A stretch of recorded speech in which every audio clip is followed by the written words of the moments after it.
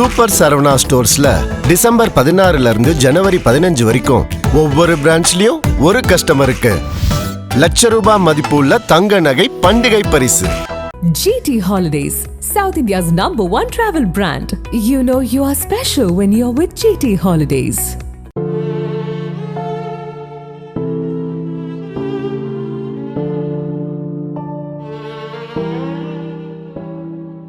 மலையாள சினிமாவின் மூத்த நடிகர் ஸ்ரீனிவாசன் தனது 69 வயதில் உடல்நலக்குறைவால் காலமாகியுள்ளார்.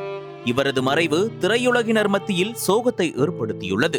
இவரது மறைவுக்கு திரைப்பிரபலங்கள் மற்றும் ரசிகர்கள் என பல்வேறு தரப்பினரும் இரங்கல் தெரிவித்து வருகின்றனர். இவர் நடிகர் மட்டுமல்லாமல் திரைக்கதை ஆசிரியர், இயக்குனர் மற்றும் தயாரிப்பாளர் என பல முகங்களை கொண்டவர். சுமார் 200க்கும் மேற்பட்ட படங்களில் நடித்துள்ளார். மலையாள சினிமாவில் பல்வேறு காமெடி நடிகர்களுக்கு இடையே தனித்து விளங்கியவர் நடிகர் ஸ்ரீனிவாசன். காமெடி என்றாலே இவரது முகம் நினைவுக்கு வரும் அளவுக்கு சாதாரண மனிதனின் வாழ்க்கையை எளிய நடிப்பில் வெளிப்படுத்தியவர். மோகன்லால், மம்முட்டி போன்ற மலையாள சினிமா சூப்பர் ஸ்டார்களுடன் இணைந்து நடித்தவர். தனக்கென ஒரு அடையாளத்தை உருவாக்கியவர் மறைந்த ஸ்ரீனிவாசன். நடிப்பை தாண்டி திரைக்கதை, இயக்கமாகிய தனித்துறைகளிலும் அவர் காட்டிய திறமை மலையாள சினிமாவின் முக்கியமான அத்தியாயமாகும். தலையணை மந்திரம், சந்தேசம், மிதுனம் போன்ற படங்கள் இன்று வரை ரசிகர்களின் நினைவுகளில் நீங்கா இடம் பெற்றுள்ளன.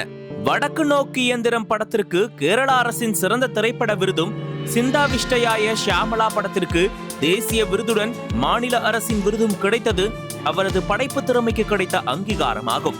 தமிழிலும் லேசா லேசா, புள்ளக்குட்டிக்காரன் போன்ற படங்களில் நடித்து தமிழ் சினிமா ரசிகர்களிடையே பிரபலமானவர் ஸ்ரீனிவாசன். அதிலும் லேசா லேசா படத்தில் ஸ்ரீனிவாசன் நடித்திருந்தது தமிழ் ரசிகர்களிடம் கவனம் பெற்ற கதாபாத்திரமாகும்.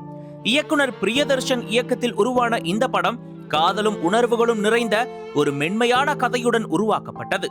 இப்படத்தில் ஸ்ரீனிவாசன் கதையின் ஓட்டத்தை மெதுவாக நகர்த்தும் முக்கியமான ரோலில் நடித்திருந்தார். அவர் நடித்த கேரக்டர் பெரிய ஹீரோயிசம் கொண்டதாக இல்லாவிட்டாலும் மனிதநேயமும் அனுபவமும் நிறைந்த ஒரு குணச்சித்திரமாக அமைந்திருந்தது. இயல்பான நடிப்பு, முகபாவனை, வசன உச்சரிப்பு ஆகியவற்றின் மூலம் அந்த கதாபாத்திரத்திற்கு உயிர் கொடுத்தார் ஸ்ரீனிவாசன். இத்தனைக்கும் ஸ்ரீனிவாசன் நடித்த காட்சி எண்ணிக்கையில் குறைவாக இருந்தாலும் அவர் தோன்றும் ஒவ்வொரு காட்சியும் கதைக்கு ஒரு நம்பகத்தன்மையை சேர்த்தது. குறிப்பாக ஹீரோ ஷாமின் மனநிலையை புரிந்து கொண்டு அறிவுரை அளிக்கும் வகையிலான அவரது நடிப்பு படம் முடிந்த பிறகும் நினைவில் நிற்கும் வகையில் இருந்தது. இந்த படம் மூலம் மொழி எல்லைகளை தாண்டி தமிழ் சினிமாவிலும் ஸ்ரீனிவாசன் ஒரு திறமையான கேரக்டர் ஆர்டிஸ்டாக ஏற்றுக்கொள்ளப்பட்டது நினைவு கூறத்தக்கது. கடந்த சில ஆண்டுகளாகவே ஸ்ரீனிவாசனுக்கு உடல்நல ரீதியாக கடினமான காலமாக அமைந்தது என்று சொல்லலாம்.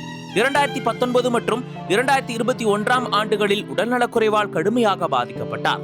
ஒருமுறை கொச்சி எடப்பள்ளியில் உள்ள ஒரு ஸ்டுடியோவில் டப்பிங் பணியில் ஈடுபட்டிருந்த போது திடீரென நெஞ்சுவலியால் பாதிக்கப்பட்டார். உடனடியாக எர்ணாகுளத்தில் உள்ள தனியார் மருத்துவமனையில் அனுமதிக்கப்பட்டார். பரிசோதனையில் அவருக்கு ட்ரிபிள் வெசல் டிசீஸ் இருப்பது தெரிய வந்தது. இதனைத் தொடர்ந்து பைபாஸ் ஆபரேஷன் மேற்கொள்ளப்பட்டு வென்டிலேட்டர் உதவியுடன் தீவிர சிகிச்சை அளிக்கப்பட்டது. 2 மகன்களின் தந்தையான ஸ்ரீனிவாசனின் மூத்த மகன் வினித் ஸ்ரீனிவாசன் நடிகர், பாடகர், இயக்குனர் என மலையாள திரையுலகில் தனி முத்திரை பதித்துள்ளார். இளைய மகன் தயானும் சினிமா உலகில் பயணித்து வருகிறார். குடும்பமும் ரசிகர்களும் உடல் நலம் சீராகி திரும்பி வருவார் என்று காத்திருக்கும் நிலையில் மலையாள சினிமாவின் நகைச்சுவை கலைஞனின் மரணம் கேரள ரசிகர்களின் மனதை ஆழ்ந்த சோகத்தில் ஆழ்த்திவிட்டது. ஸ்ரீனிவாசனின் மறைவுக்கு பிரபலங்களும் அரசியல் பிரமுகர்களும் ரசிகர்களும் தங்களது உருக்கமான அஞ்சலியை செலுத்தி வருகிறார்கள். நக்கீரன் டிவிக்கு சப்ஸ்கிரைப் செய்யுங்கள். உங்கள் ஆதரவே எங்கள் பலம்.